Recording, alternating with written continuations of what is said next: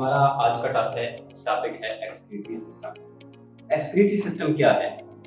Excretory system basically है कि हमारी बॉडी से वेस्ट प्रोडक्ट्स कहाँ से कैसे बॉडी से आउट होंगे। हम डेली रूटीन में खाना खाते हैं, पानी पीते हैं और कुछ फ्लूइड्स वगैरह लेते हैं, तो उसका जो हमारा एक्सक्रीटरी सिस्टम बेसिकली हम कहते हैं यूरिनरी सिस्टम, कि हमारी बॉडी से जो यूरिन पास आउट होता है, जो बेसिकली यूरिन है, वो एक वेस्ट प्रोडक्ट है। हमारी बॉडी में सारा दिन एक्टिविटीज होती हैं, हम मस्कुलर एक्टिविटीज होती हैं, हमारे स्टमक की, डाइजेस्टिव सिस्टम की एक्टिविटीज होती हैं, हमारे बाकी सिस्टम की, इवन हमारा जो है सर्कुलेटरी सिस्टम होता है, उसकी जो है एक्टिविटीज होती है। उसके बाद वेस्ट प्रोडक्ट्स प्रोड्यूस होती हैं। वो वेस्ट प्रोडक्ट जो हमारी बॉडी से कैसे आउट होती है, किस प्रोसेस से आउट होती है, उसको कहते हैं एक्सक्रीटरी सिस्टम। एक्सक्रीटरी सिस्टम में हमारा जो यूरिन है वो हमारे किडनी से पास आउट होता है। बेसिकली जो हमारा एक्सक्रीटरी सिस्टम है वो 4 मेन कंपोनेंट्स पे डिपेंड करता है। किडनी जो है हमारा मेन ऑर्गन है एक्सक्रीटरी सिस्टम का।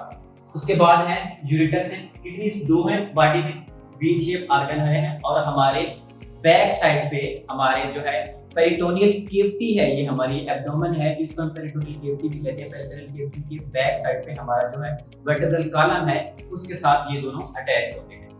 उसके बाद हमारा आता है दूसरा यूरेटर। यूरेटर हमारे 2 होते हैं, ये किडनी से निकल के यूरिनरी ब्लैडर के अंदर जाते हैं। क्वेश्चन है यहाँ पे किसी बच्चे का? उसके बाद यूरिनरी यूरेटर्स हैं जो हमारे दोनों खत्म कहाँ पे होते हैं, क्लोज कहाँ पे होते हैं, ये हमारे यूरिनरी ब्लैडर के अंदर जाके अपना जो जितना वेस्ट प्रोडक्ट होता है वहां पे ये उसको वहां पे यूरिनरी ब्लैडर के किस्म का हवाले करते हैं। यूरेटर जो है इनमें सिर्फ वेस्ट यूरिन होगा, इनका कोई और फंक्शन नहीं है। जो है यूरिनरी ब्लैडर है, इसका फंक्शन है कि इसका और कोई खास फंक्शन नहीं, इसने सिर्फ कुछ देर के लिए यूरिन को स्टोर करना है, और इसकी लिमिट होती है कि तकरीबन ये 1 से 1.5 लीटर यूरिन स्टोर कर सकता है। उसके बाद आते हैं हमारे यूरेथ्रा। यूरिनरी ब्लैडर के बाद एक वाल्व लगा होता है जहां से यूरिन हम यूरेथ्रा में पास आउट करते हैं, और यूरेथ्रा की हेल्प से हम यूरिन को अपनी बॉडी से बाहर निकालते हैं। ठीक है, यहाँ पे किसी बच्चे को क्वेश्चन है या कंफ्यूजन है तो बताएं मुझे। नहीं सर। अच्छा, किडनीज का फंक्शन क्या है? किडनीज का फंक्शन ये है कि किडनी सिर्फ यूरिन पास आउट करने के लिए हेल्प आउट नहीं करती, हमें किडनीज के और भी 2-3 फंक्शन हैं।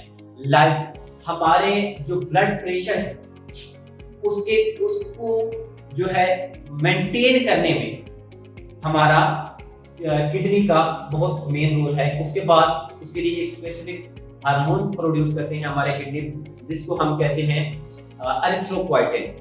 एरिथ्रोपोइटिन का काम ये है कि ये हमारे बॉडी में जो आरबीसी बनते हैं उनको बनाने में हेल्प आउट करता है।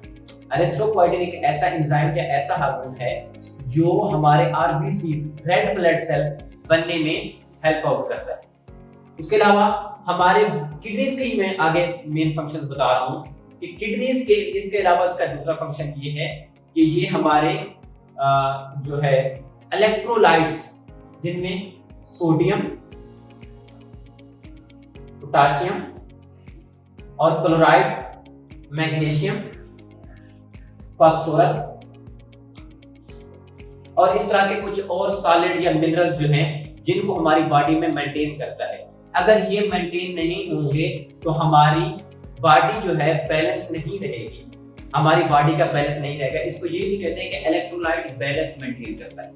किडनीज क्या करता है? इलेक्ट्रोलाइट बैलेंस भी मेंटेन करता है, हमारा ब्लड प्रेशर भी मेंटेन करता है, हमारा जो है आरबीसी के मैच्योर होने में हेल्प आउट भी करवाता है। किसी का क्वेश्चन?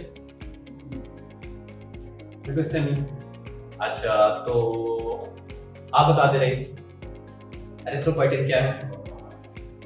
सर एरिथ्रोपोइटिन ऐसा आपने बताया सिस्टम है कि जो एरिथ्रोसाइट को बनाता है और उसको बॉडी में ट्रांसफर करता है। एरिथ्रो आप इसे कह सकते हैं कि ऐसा एंजाइम है या एक ऐसा हार्मोन है। ठीक है, आप इसको वैसे एक एंजाइम कहें तो ज्यादा अच्छा है। हार्मोन डिफरेंट ग्लैंड से, वैसे हमारा किडनी भी एक ग्लैंड है, किडनी बेसिकली एक ग्लैंड है। यहाँ से डिफरेंट हार्मोन्स भी चलते हैं। तो एरिथ्रोपोइटिन ऐसा एक हार्मोन है जो आरबीसी एरिथ्रोसाइट्स, आरबीसी का दूसरा नाम एरिथ्रोसाइट्स भी है। एरिथ्रो आरबीसी के लिए और साइट्स सेल के लिए। तो एरिथ्रोपोइटिन जो है ये क्या करता है, हमारे आरबीसी को मैच्योर करवाता है। मतलब हमारी बॉडी में बोन मैरो में सेल बन रहे होते हैं, हमारे डब्ल्यूबीसी, आरबीसी और प्लेटलेट्स, ये हमारे बोन मैरो में या हमारे ये जो गुर्दे वाली हड्डियां होती हैं या जो हमारे जॉइंट्स होते हैं, यहाँ पे हमारे बॉडी के सेल बन रहे होते हैं। बनने के बाद ये आ जाते हैं, कुछ सेल्स ब्लड स्ट्रीम में आ जाते हैं जो उनका आना ठीक नहीं है। इमेच्योर ब्लड सेल का एक, जैसे हमारी ह्यूमन की लाइफ होती है उसी तरह आरबीसी की भी लाइफ होती है, ब्लड सेल्स की भी लाइफ होती है। पहले वो पैदा होते हैं फिर वो बड़े होते हैं ऐसा। तो इसी तरह आरबीसी पैदा तो हो जाते हैं, प्रोड्यूस तो हो जाते हैं, प्रोडक्शन उनकी हो रही होती है, लेकिन उनको मैच्योर करवाने में हेल्प क्या करता है, वो एरिथ्रोपोइटिन है जो हमारे किडनीज के अंदर था। यहाँ जी इसमें ये ग्रोथ करवाते हैं। हाँ, ग्रो भी करवाते हैं। ग्रो करवाने का मतलब मेडिकल में ये होता है, जैसे मैं कहता हूँ कि हम कहते हैं कि नॉन मेडिकल हम ये लफ्ज यूज करते हैं कि ग्रो हो जा, बड़ा हो जा, ठीक है। लेकिन मेडिकल में ये ग्रो करवाने का मतलब ये है कि प्रोड्यूस करवाना या पैदा करवाना। जैसे हम कल्चर मीडिया के बारे में पढ़ रहे थे कि कल्चर मीडिया में हम बैक्टीरिया को ग्रो करवाते हैं। बैक्टीरिया हमारे पास प्रेजेंट होता है, ठीक है, उसको हम आइसोलेट करते हैं स्पेसिफिक एनवायरनमेंट में, तो उसको ग्रो करवाना चाहिए। वो 1 से 2 से 4 हो जाते हैं, मतलब एक जो बैक्टीरिया होते हैं उससे हजारों की तादाद में बैक्टीरिया प्रोड्यूस कर सकते हैं, वो माइक्रोसेल। तो इसी तरह है कि आरबीसी को ग्रो करवाना मतलब एक अच्छी टर्मिनोलॉजी नहीं है, आप कहते हैं प्रोडक्शन। मेडिकल में ये production of RBC, production of platelets, production of WBC, ठीक है। Any other question? अच्छा, उसके अलावा क्या कहें, एक एंजाइम होता है रेनिन, ठीक है, RENIN। ये हमारा ब्लड प्रेशर कंट्रोल करवाता है, किडनी से रिलीज होता है, और ये हमारा क्या करवाता है, ब्लड प्रेशर कंट्रोल करवाता है। जब हमारा, आप लोगों ने अक्सर देखा होगा कि जो किडनीज के पेशेंट है, गुर्दों के जो मरीज होंगे, उनका ब्लड प्रेशर नॉर्मल नहीं रहता, ठीक है। या आप लोगों ने पहले देखा होगा, ये एसोसिएटेड है एक दूसरे के साथ, कि पेशेंट एक है उसका ब्लड प्रेशर नॉर्मल नहीं रहता तो उसके किडनीज के ऊपर इफेक्ट होगा, या उसके किडनीज नॉर्मल नहीं रहता तो उसके ब्लड प्रेशर के ऊपर इफेक्ट होगा। ये एसोसिएटेड है एक दूसरे से। अक्सर जो डिजीजेस हैं वो एक दूसरे के साथ एसोसिएटेड होती हैं। तो ये रेनिन प्रोड्यूस होता है, इसका काम ये है कि इसने हमारे ब्लड प्रेशर को मेंटेन रखना है। जो हमारा ब्लड प्रेशर 120/80 है, इसने इसको मेंटेन रखना है कि ब्लड प्रेशर हमारा 120/80 रहे। 110/70 हो गया कोई इशू नहीं, 130/90, 130/80 हो गया, 85 हो गया तो कोई इशू नहीं है। 130/90 जब 90 जाएगा तो वो ब्लड प्रेशर नॉर्मल नहीं हो, थोड़ा सा लो। जो हमारा डायस्टोलिक ब्लड प्रेशर जो वो बढ़ता है तो वो क्या होता है, वो अबनॉर्मल की तरफ चला जाता है। डायस्टोलिक ब्लड प्रेशर का ज्यादा बढ़ना, 90 पे जाना, इट्स अ अलार्मिंग सिचुएशन। कोई क्वेश्चन यहाँ पे? रेनिन का समझ आ गया? जी सर, जब ये किडनी का प्रोडक्टिव को डाइजेस्ट करवाते हैं जी, तो तब ये एंजाइम वगैरह पे हाँ, वो मशीन के थ्रू प्रोड्यूस नहीं करते, हम उसको आर्टिफिशियली दे देते हैं। जो डायलिसिस मशीन है वो एक्चुअली है ही हमारा आर्टिफिशियल किडनी, ठीक है। उसका काम भी यही है कि उसमें फिर हम सारे उसको ये मिनरल्स भी दिए जाते हैं पेशेंट को, ठीक है। और ये सारे मिनरल जो इलेक्ट्रोलाइट्स जितने हमारी बॉडी को चाहिए, ये हमारी बोन्स की ग्रोथ में, हमारा खाना हजम करवाने में, इवन कुछ सेल्स प्रोड्यूस करवाने में, कुछ जो हमारे फंक्शन करने में, ये सारे इलेक्ट्रोलाइट्स चाहिए होते हैं, इनको इलेक्ट्रोलाइट्स कहा जाता है।